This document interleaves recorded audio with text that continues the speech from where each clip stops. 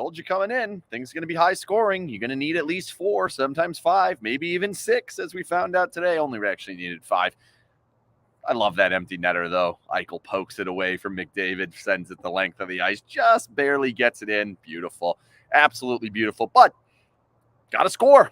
Plain and simply, you have to score against this team. The Golden Knights came out today, and they absolutely did it. Have to love the effort offensively, which led to what they were able to do defensively. To me, this game starts in the offensive zone, and that bled over to everything they were able to do the rest of the way. Neutral zone ends up being very good. Reloads are good. Defense is very good at the blue line. In zone, it wasn't my favorite. I don't think that it's really ever going to be across this series just because of how damn good they are. I thought there were a couple of times where there were times where McDavid and Draisaitl weren't out on the ice, that they were a little bit dangerous. But for the most part, to me, this thing's mostly about how they played in the offensive zone. Puck management to get in was very good. Puck management once they were in was very good. As a whole, that's a really, really good performance offensively, both off the rush and good call. My bad. I put the new overlay and then I forgot to change it. There we go. Good call on whoever said that.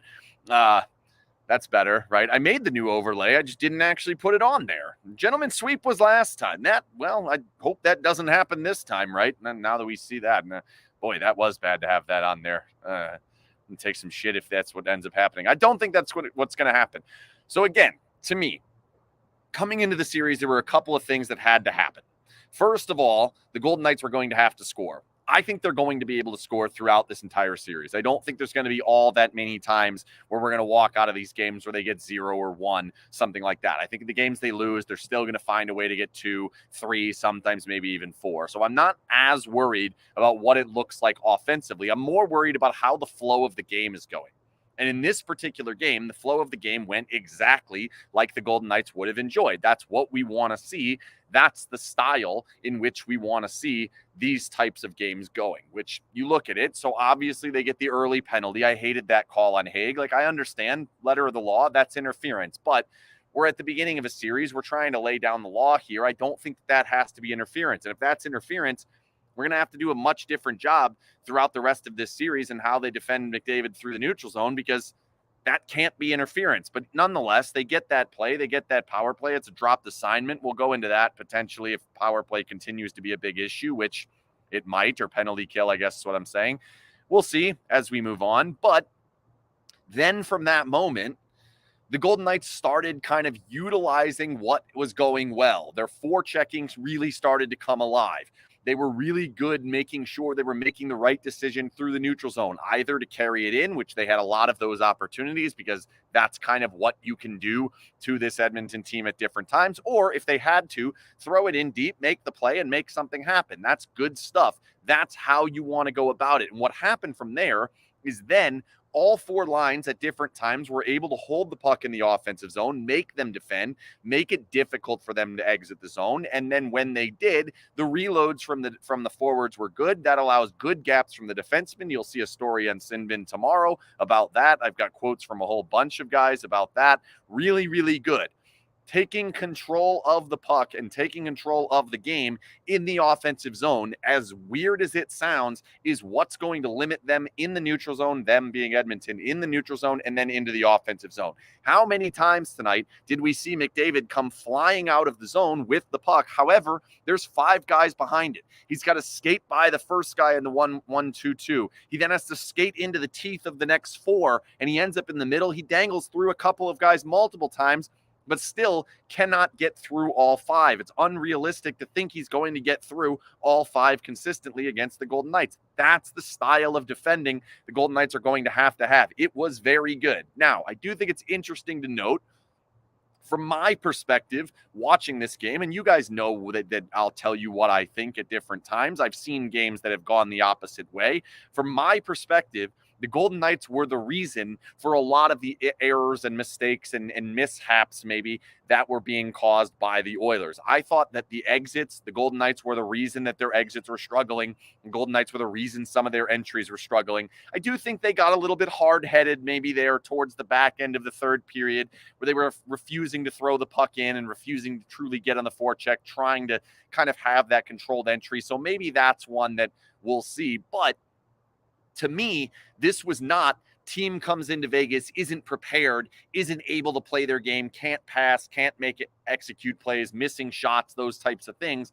I didn't see that outside of maybe Kane on the back door multiple times. I thought he had 2 tap-ins that he blew. Both of those. Those are ones that the game looks a lot different if he taps in just one of those. However, I go to the press conference and Woodcroft wasted no time, Jay Woodcroft, their head coach, wasted no time in saying we were not clean enough, we were too loose defensively. It was mostly of things that were uncharacteristic in the way that we've played. Now, I will fully admit, I don't watch every Edmonton Oilers game. I've watched plenty. I watched a lot of the last series. I watched a lot down the stretch, knowing that this was going to be a situation we were probably headed for anyway. But I can't say I've watched them all the way back to the middle of March like they were talking about. He said they made more uncharacteristic mistakes today in any game than they have made in the past couple of months, and it reminded him of a Toronto game the last time they lost in regulation, that they were just making mistakes. That scares me a little bit, I'll admit, because I walk out of this game saying, well, Vegas is the reason that these issues have been cropping up. That's why they were not able to execute. Him coming out and saying that, it's a little concerning to me. It's also potentially something we've seen the Golden Knights do in the past, certainly under the last coach, where it got a little delusional at times, where it's like, we're screwing up. No, actually, the other team's pretty good. For me, it was not what Woodcroft said. It was more so Vegas taking control of the game, grabbing the game by the horns, and taking it into their style of play. The way they wanted to play that game, they were able to play that game. Now, there are some issues, obviously. We've got the penalty issue. You don't want to take 3 against these guys. 2 end up in the back of your net tonight. 2 will end up in the back of your net a lot against these guys. Certainly the after whistle one, we can Zapruder the film and say it caught him in the neck or whatever. Let's not elbow guys after the horn. The puck's dead in the corner. The period's over. The horn goes off. You know the period's over. That's just a mental error, in my opinion, from Pietrangelo, and one that I think he would agree he can't do it. You can't have that. He's now in the box. Now they have to kill another penalty, and it doesn't go well. We're at 3-3, and things could have gone poorly if it weren't for Ivan Barbashev's best game of the season. As I get into Ivan Barbashev, I want to tell you that this Periscope and all Periscopes this season and postseason are brought to you by Kondler and Associates CPAs. Kondler CPAs are fantastic CPAs that can help you with all of your tax needs, from business tax, crypto tax, gambling tax, even the simple stuff. Go to KondlerCPA.com, KondlerCPA.com, and tell them SinBin sent you. They'll hook you up with a free consultation. They are fantastic. Huge Golden Knights fans, and Gary is making me unbelievably jealous. He's been over in Europe for a little while. I'm not sure if he's back yet, but he's been over there, and he's sending me all these food pictures. It's brutal. I mean, it's amazing, but it's also brutal because I want all the food pictures that he's sending me. Beef bourguignon and Paris. Come on, man. Nonetheless, they are fantastic. You should check them out and get all of your tax needs there. So, Ivan Barbashev, it starts with forechecking. In this series, I think there's going to be something to the consistency of Vegas's forecheck. Remember back to game 1 in series 1, the Golden Knights forecheck was poor. It was not getting there consistently. They were moving the puck out quicker. This is a little better, or that was a little better of a puck moving team than this one. I think just simply being committed to it constantly, the Golden Knights are going to create errors. They're going to create opportunities, and I think that's going to eventually lead to scoring. But more so, even when it doesn't lead to scoring, if it can lead to extended zone time, it forces guys like McDavid and Draisaitl to defend. It also forces other players out there that don't necessarily want to be defending, basically the rest of their entire forward lineup. And it forces them to usually come out of the zone really wanting to make something happen because they've spent so much time. It reminds me a lot of the Colorado series that the Golden Knights went on to win 4 straight games after dropping in a 2-0 hole. Once they started to understand We don't have to make everything happen in the offensive zone. Really, what we need to do is we just need to make life difficult on them in the offensive zone so that when the Oilers come out, they're going to really want to force something, get frustrated, bang their head against the four-man wall that's stacked up at the blue line, refusing to dump it in, and leading to a lot of errors at the blue line. That's where this game was won for me for the Golden Knights. Constant denial of entries over and over and over, and that was with McDavid carrying it, with Draisaitl carrying it. There was one time I thought it fell apart a little bit against Nurse, and they got a real dangerous chance. But for the most part, that's where I thought Vegas was really good. And I think that stemmed from how much time they spent in the offensive zone. That's a huge part of taking those matchups apart. If you can really make it so that they have to defend longer, the matchups don't matter as much. You don't have to worry about McDavid and Draisaitl being out there on them together when they're spending most of their time 200 feet away from the other goal. And then when they come out, as long as you have good structure, I can't remember a single time the entire game. I'm gonna take that back. I remember one outside of the one where they got the 3-on-2 that Draisaitl scored his fourth goal. By the way, holy shit, the dude had 4 goals and lost. Second night in a row that a player has had 4 goals and lost the game. That is insanity. If you told me Draisaitl was going to have 4 goals and McDavid was going to have 3 assists in the same game, I'd have been like, uh-oh, Golden Knights are in trouble. They won that game. So reminds me a little bit of like NBA series where like some garbage guy goes off and you're like, oh, that's never going to happen again. Like, it's possible McDavid or Draisaitl gets 4 goals again in this series. I'm not saying that. But if you can avoid the game that they do and still win, it goes a long way. I like where the Golden Knights are at. I think they've got a great opportunity to grab this series and really take complete control of it on Saturday when we play this set apparently on Saturday, because might as well screw my flights up.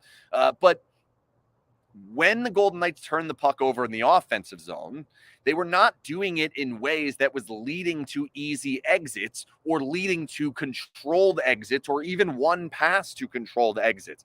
They were losing it deep. They were losing it in the goalie's glove. They were losing it over the netting or over the boards and into the netting. Like, it was constant that when the puck was coming out, at least 4 and usually 5 Golden Knights were on the right side of the puck. Again, it's very similar to how things went against Colorado. That series, when Colorado had extended zone time, it was terrifying, and they made the Golden Knights pay for it. When the Colorado got power play time, they made the Golden Knights pay for it. In this series, it's the same thing. You have to frustrate them. You have to make them defend so that they force the issue coming out. Vegas was tremendous at that, and it led to constant, excellent structure through the neutral zone and very, very, very good at the defensive blue line until the game got to, what was it? Like, I guess it would have been 5-3 at that moment. And then it kind of got turned back up once it hit 5-4. So at the beginning of, like, once it was, and I don't remember the exact time, once it got to 5-3, so Vegas ends up scoring their 2 quickly, getting the game back under control, and really need to now turn it back on to let's defend the same way we've been defending. Now, that's difficult because usually you feel like you're chasing goals defending the way that you're defending, and Cassidy spoke to this. Once it was 5-3, all of a sudden, then the Golden Knights kind of sat back a little bit. They started going to more of like a 1-2-2, but there was more like those back 2 are kind of deeper in the zone. And now at the blue line, it's forwards checking at the blue line. Or at the very least, it's defensemen with not as good of gaps because the forwards are too close to them, too far up, whatever it happens to be. We end up with situations where the gap control kind of falls apart. At that point, you saw wave after wave after wave, and that's really the only moment throughout this entire game that I thought we saw any danger from the Klim Kostins and Evander Kanes and Nick Bukestads, even Ryan Nugent-Hopkins, who I thought was fairly quiet today. That was the moment for like that 6-minute stretch where we really started to see that. I tweeted it out. I said, look, the neutral zone's wide open right now. They're allowing too much of easy entries. They score that 4th goal. Draisaitl's got 4. Very next shift or one later or whatever, really quickly after that, McDavid comes flying through the neutral zone again, gets a great chance that Brossoit turns away. And from that moment on, I think there might have been a timeout at that point. I'll know more after I watch this game again, probably tomorrow. At that point, all of a sudden, Vegas starts dominating at the blue line again. Cassidy said it's because they started forechecking again. They started playing to a way that they're playing the same way they were playing at the beginning.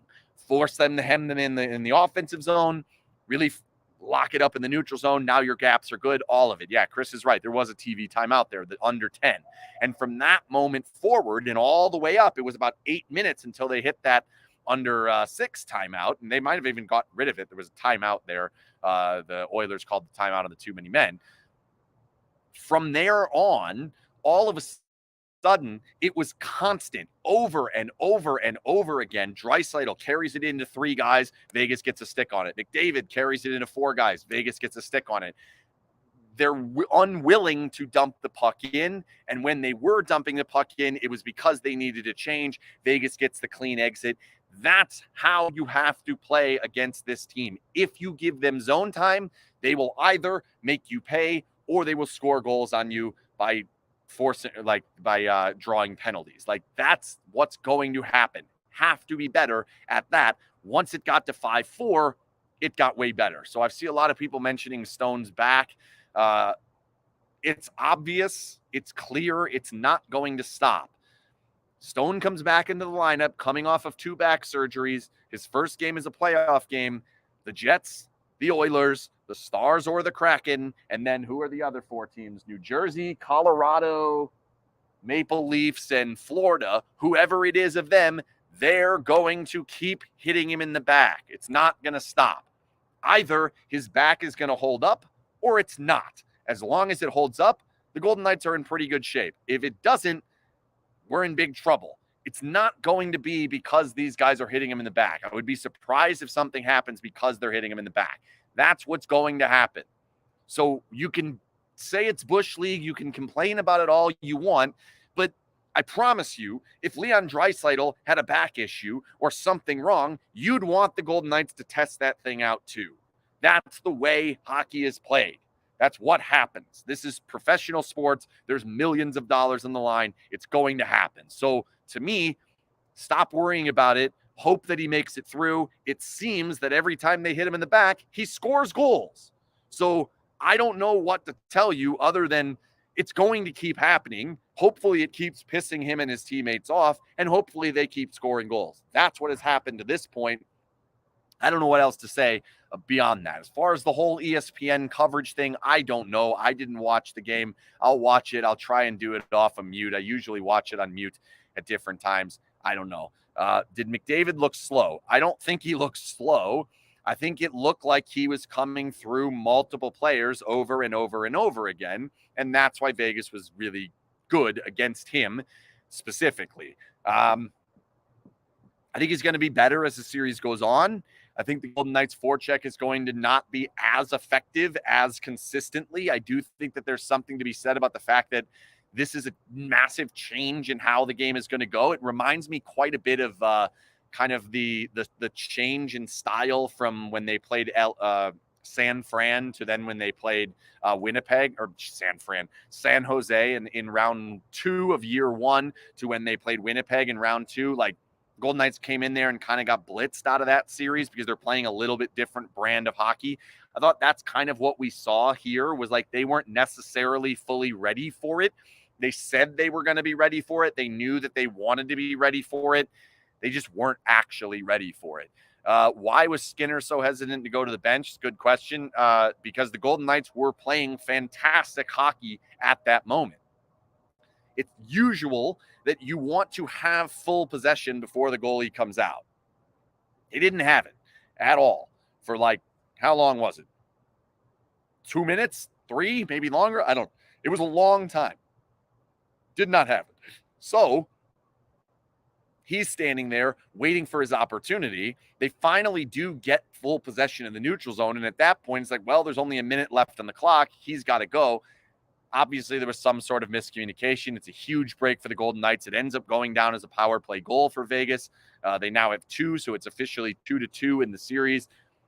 Obviously, that's probably going to be a challenge because I don't know how long it's going to happen. But whatever, that was an absolute error. But again, that's an error that I think the Golden Knights caused. They're not allowing zone entry when they want to pull the goalie. They're holding the puck in the offensive zone when they want to pull the goalie. Like, all of these things are happening because Vegas is playing good hockey and making things happen.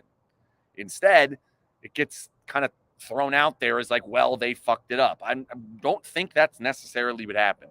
Score predictions for the next game. I think the Oilers are going to be a lot better in the next game. I have to take Woodcroft at his word a little bit, at least here for game one, basically sitting here saying that they struggled. That's uncharacteristic of them, all of those types of things. I think they are going to be better. I think the Golden Knights can be just as good, if not better. I mean, you look at through 40 minutes, they allowed one even strength, high danger chance. I do think the Golden Knights are better at 5-on-5 in this series. They're going to continue to be better at 5-on-5. They're going to have to keep pushing the envelope and being way better at 5-on-5. It ends up being 4-2 at 5-on-5 today. So being 2 goals up, take that. That's good. That's where we need to be. I think that's kind of where it has to stay. I do expect a little bit of pushback. Unfortunately, I'm not so sure the Golden Knights are going to win game 2. I think you're going to get a lot better effort out of Edmonton, and it's going to kind of be a challenge for the Golden Knights. That being said, I picked it before the series. I'll stand with it. I think the Golden Knights win game 1, win game 3, win game 5, and win game 7. I think the Golden Knights are going to win this series in 7.